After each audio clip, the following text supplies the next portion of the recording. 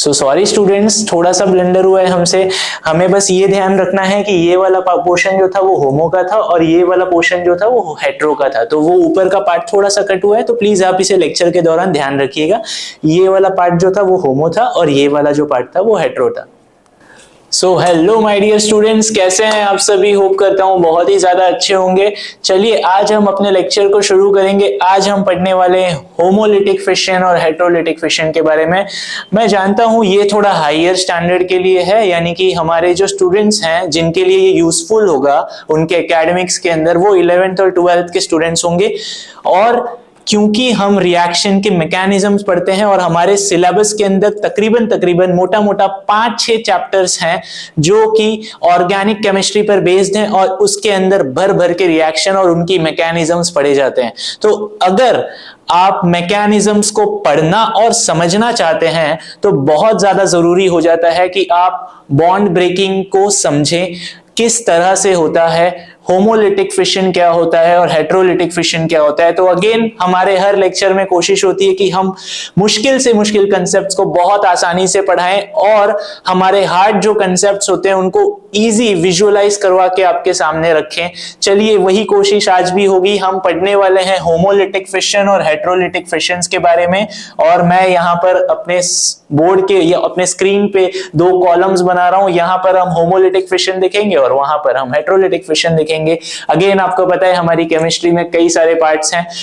उसमें से एक ऑर्गेनिक केमिस्ट्री है जिससे हमें डील करना पड़ता है और ऑर्गेनिक केमिस्ट्री के अंदर आते हैं बहुत सारे टफ वाले केमिकल रिएक्शंस। और उन केमिकल रिएक्शंस को सीखने के लिए जरूरी हो जाता है, उनके मैकेनिज्म्स को पढ़ने के लिए जरूरी हो जाता है कि हम बॉन्ड ब्रेकिंग और बॉन्ड फॉर्मेशंस के बारे में ऑलरेडी सीख लें। ठीक है, तो आज हम होमोलिटिक और हेट्रोलिटिक फिशन के बारे में ही सीखने वाले हैं।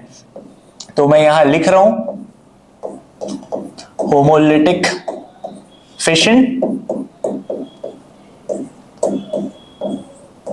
And heterolytic fission. ठीक है, तो आज हम इन दोनों के बारे में पढ़ने वाले हैं, homolytic fission and heterolytic fission. चलिए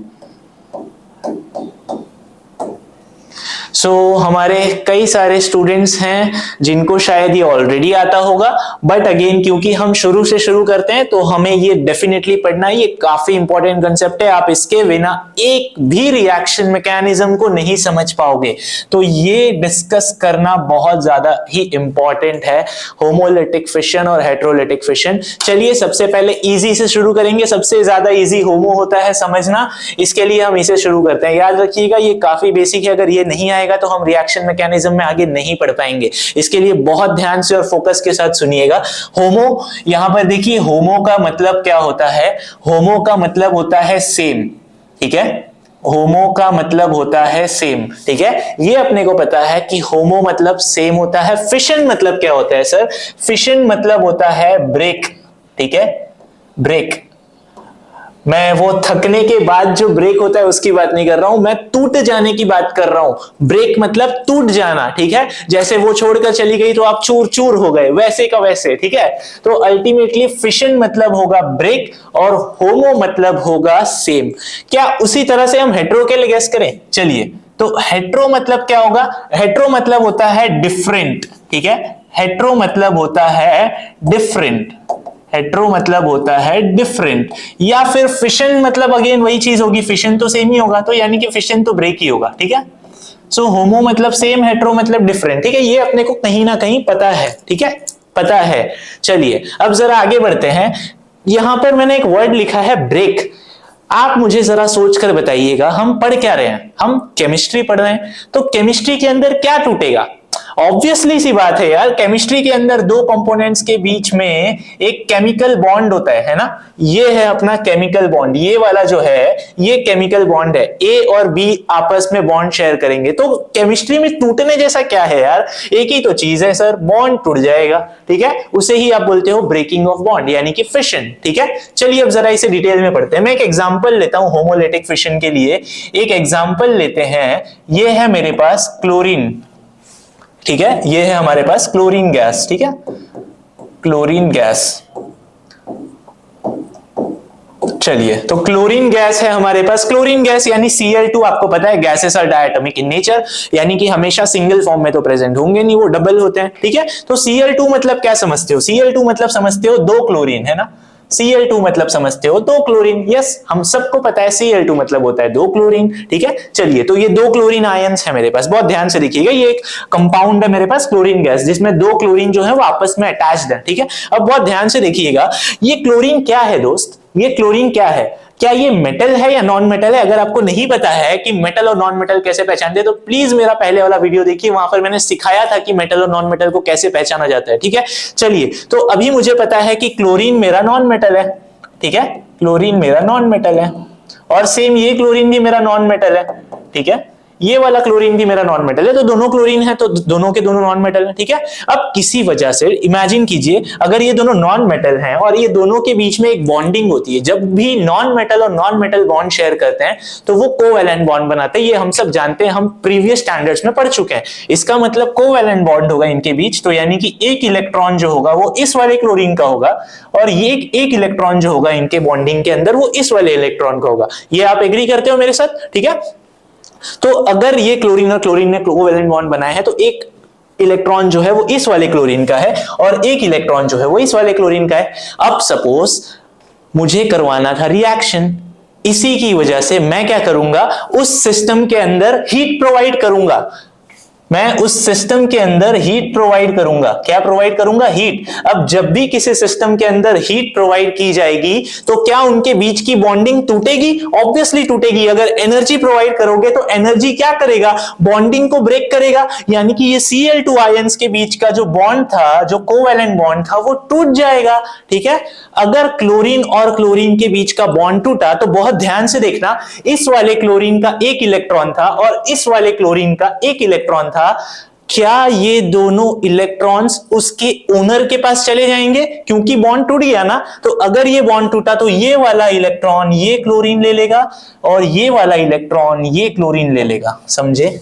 ठीक है, तो बॉन्ड टूटा और इक्वल डिस्ट्रीब्यूशन हुआ आपके शेयर्ड इलेक्ट्रॉन्स का। एक इलेक्ट्रॉन इसका इसने ले लिया, एक इलेक्ट्रॉन इसका इसने ले लिया।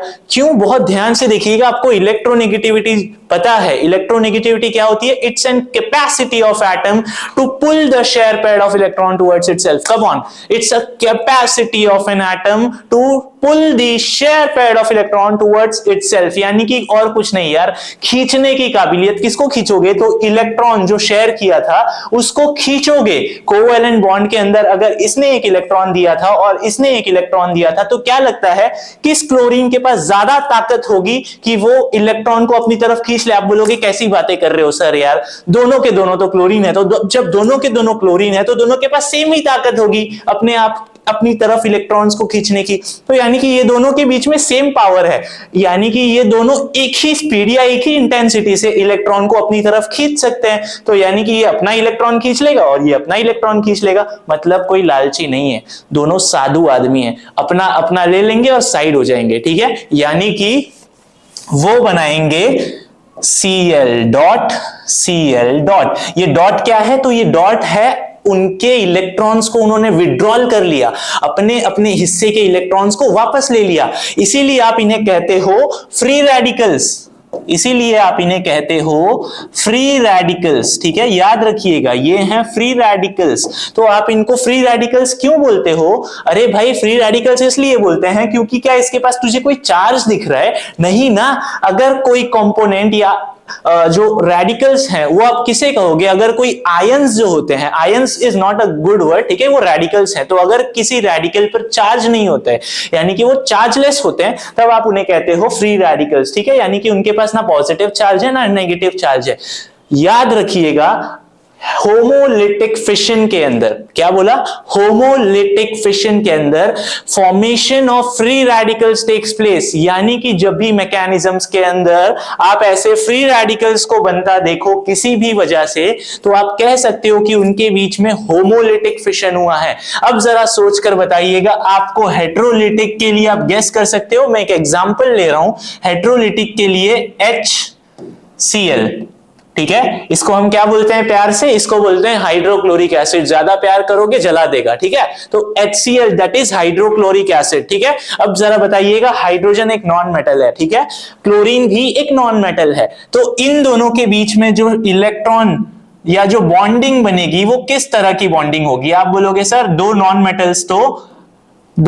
मेटल्स तो हमेशा अपने बीच में कोवैलेंट बॉन्ड्स बनाते हैं। ये दो इलेक्ट्रॉन्स दिखाया मैंने, ये बीच में शेयरिंग हुई है दो इलेक्ट्रॉन्स की, एक इलेक्ट्रॉन क्लोरीन का है और एक इलेक्ट्रॉन हाइड्रोजन का है, ठीक है।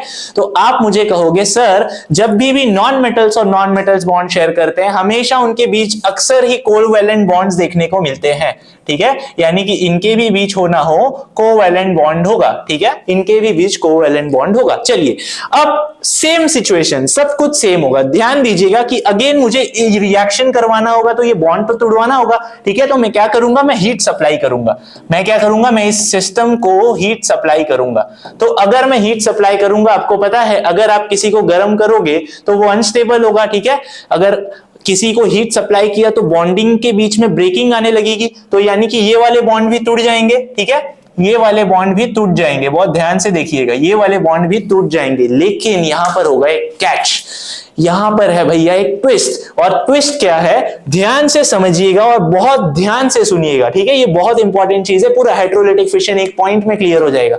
देखिएगा, आपको पता है chlorine is more electronegative than hydrogen, ठीक है। Chlorine is more electronegative than hydrogen, मतलब क्या बोलना चाहते हो सर, यहां पर दो क्लोरीन थे, इन दोनों में से किसकी ताकत ज्यादा थी इलेक्ट्रॉन को खींचने की? दोनों क्लोरीन थे ना, तो दोनों की कैपेसिटी जो थी खींचने की शेयर्ड पेयर ऑफ इलेक्ट्रॉन को बराबर की थी, समझ गए। यहां पर क्या चीज है, यहां पर क्या दोनों क्लोरीन ग्रुप्स हैं? नहीं, यहां पर एक क्लोरीन ग्रुप है और एक हाइड्रोजन ग्रुप है। अब आप पूछोगे कि सर हाइड्रोजन और क्लोरीन में से इलेक्ट्रोनेगेटिविटी किसकी ज्यादा होती है? अबे कैसी बातें कर रहा है यार, हैलोजन है ये भाई, हैलोजन सबसे ज्यादा इलेक्ट्रोनेगेटिव एटम्स होते हैं पूरे पीरियोडिक टेबल में। इसी की वजह से अगर इनके बीच का बॉन्ड टूटेगा तो ये चालू क्लोरीन, ध्यान से सुनिएगा, ये चालू क्लोरीन दोनों के हिस्से को चुरा कर लेकर जाएगा, मतलब कि दोनों के दोनों इलेक्ट्रॉन्स को खींच लेगा, दोनों के दोनों इलेक्ट्रॉन्स। लालची आदमी है भाई, ये लालची है, बहुत लालची आदमी है ये। क्लोरीन जब तक अपने जैसे के साथ जुड़ा होगा सही तरीके से बिहेव करेगा, भाई तू भी बुरा मैं भी बुरा, हम दोनों समझौता कर लेते हैं। लेकिन यहां पर ये हाइड्रोजन दानवीर है, ठीक है, पॉजिटिव नेचर का होता है, तो ये तो दानवीर है और ये चालू आदमी है, ये उसका भी चुरा लेता है, ठीक है। तो यहां पर ये क्लोरीन एटम क्या करेगा, क्योंकि उसकी इलेक्ट्रोनेगेटिविटी ज्यादा है, इसके लिए ये शेयर पेयर ऑफ इलेक्ट्रॉन को अपनी तरफ खींच लेगा। और याद रखिएगा इस केस में Cl के ऊपर आएगा चार्ज नेगेटिव और हाइड्रोजन के ऊपर चार्ज आएगा पॉजिटिव। अब आप बोलोगे सर पॉजिटिव क्यों और नेगेटिव क्यों? लास्ट लेक्चर में अगेन सिखाया है मेटल्स और नॉन मेटल्स में कब पॉजिटिव चार्ज आता है कब नेगेटिव चार्ज आता है। रिवाइज करते हैं, देखना, अगर बॉन्ड टूट गया तो क्लोरीन ने दूसरे के हिस्से का इलेक्ट्रॉन भी चुरा लिया, ये नेगेटिव साइन वही तो दिखा रहा है कि उसके पास एक एक्स्ट्रा इलेक्ट्रॉन है। और ये हाइड्रोजन के पास पॉजिटिव क्यों है? तो हाइड्रोजन के पास पॉजिटिव इसलिए है क्योंकि उसने अपने हिस्से का इलेक्ट्रॉन किसी दूसरे को दान कर दिया भाई, इसी की वजह से हाइड्रोजन के ऊपर पॉजिटिव चार्ज आ गया और क्लोरीन के ऊपर नेगेटिव चार्ज आ गया। सर ये जो बना है उसको आप क्या बोलोगे? यहां पर क्या बोला था? रेडिकल्स बोला था। यहां पर क्या रेडिकल्स है? नहीं सर, इसके ऊपर तो चार्ज है, जिसके ऊपर चार्ज होते हैं उनको आयन्स बोला जाता है, यानी कि जो पॉजिटिव चार्ज बना है उसको हम बोलते हैं कैटायन और जो नेगेटिव चार्ज बना है उसको हम बोलते हैं एनायन, ठीक है। So is it clear? Homolytic fission क्या और हेटेरोलिटिक फिशन क्या? देखिएगा, होमो मतलब कि सेम डिस्ट्रीब्यूशन ऑफ इलेक्ट्रॉन होगा। सेम डिस्ट्रीब्यूशन ऑफ इलेक्ट्रॉन किसके बाद? तो बॉन्ड की ब्रेकिंग के बाद। जब बॉन्ड टूटता है तो सेम इलेक्ट्रॉन दोनों में बट जाएंगे इक्वल इक्वल हिस्से में। लेकिन हेटेरोलिटिक फिशन के अंदर जब बॉन्ड टूटता है तो डिफरेंट डिस्ट्रीब्यूशन ऑफ इलेक्ट्रॉन होता है, यानी कि अनइक्वल डिस्ट्रीब्यूशन ऑफ इलेक्ट्रॉन होता है, जिसको आप बोलते हो हेटेरोलिटिक फिशन। बच्चे पूछते हैं, वो पूरा ऑर्गेनिक केमिस्ट्री नहीं समझ पाते हैं इतनी छोटी सी चीज के लिए कि होमोलिटिक क्या है हेटेरोलिटिक क्या है।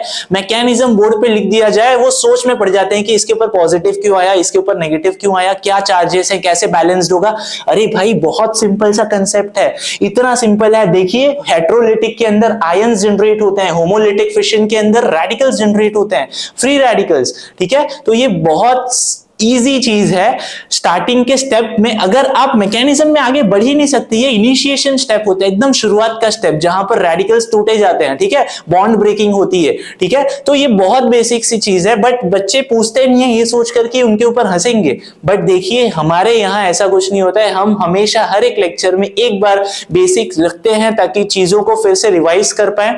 हमारी कोशिश यही थी आज की भी कि हम होमोलिटिक और हेट्रोलिटिक को इजी तरीके से समझा पाए। अगर आपको लगता है कि आज हमने आपको एक नया वैल्यू ऐड करके दिया है, एक नई चीज आप जानते हो जो आपको अब तक नहीं पता थी, तो प्लीज लाइक कीजिएगा, शेयर कीजिएगा और सब्सक्राइब कीजिए। अपने फ्रेंड्स के साथ हमारे डेमो लेक्चर्स में जुड़िए और हमारे लाइव जो डेमो लेक्चर्स हैं उनको एक्सपीरियंस कीजिए। हम ज्यादातर कोशिश करते हैं कि हम प्रैक्टिकल डेमोन्स्ट्रेशन के साथ चीजों को समझाएं, ठीक है। अगर आपको हमारी कोशिश अच्छी लगी तो प्लीज अगेन वीडियो को लाइक कीजिएगा और कमेंट करना मत भूलिएगा कि आप नेक्स्ट टॉपिक किसके ऊपर देखना चाहेंगे। तब तक के लिए बाय, मिलते हैं अपने नेक्स्ट लेक्चर में। Thank you.